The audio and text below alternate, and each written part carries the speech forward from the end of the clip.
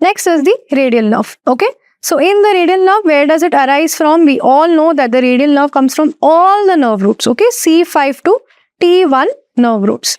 And it is actually a part of the posterior cord. Correct? Now, what is the clinical significance of the radial nerve? That it will supply the complete extensor aspect of the arm, the forearm and the hand.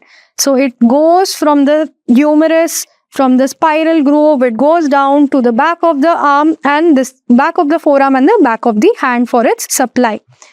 Now, what is the sensory area of supply of the radial nerve? So, as you can see over here, this is your regimental badge area. Below, this is the part which axillary nerve supplies.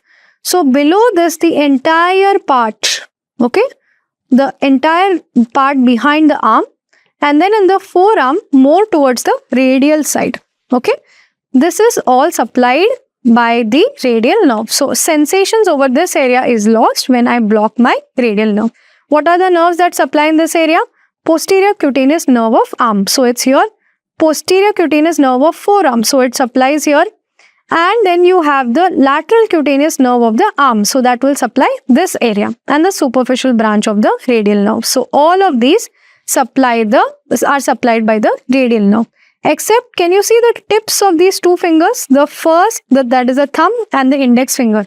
The tips of both of these are supplied by the median nerve. Okay. So, don't get confused over there. Sometimes they ask this question in the exam with relationship to neuroanatomy. So, these tips are supplied by median nerve. And this side is supplied by the ulnar nerve. Okay. Now, you all will feel, ma'am, why are you teaching us such basic nerve anatomy? Is it really important?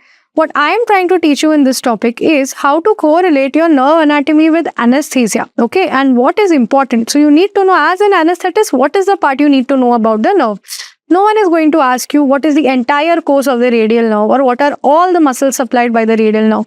But what they will ask you is, where will you block the radial nerve? Okay. And how will you block the radial nerve? And once you block the radial nerve, how will you check that the nerve is blocked? So, that is the anesthesia implication that you need to focus on.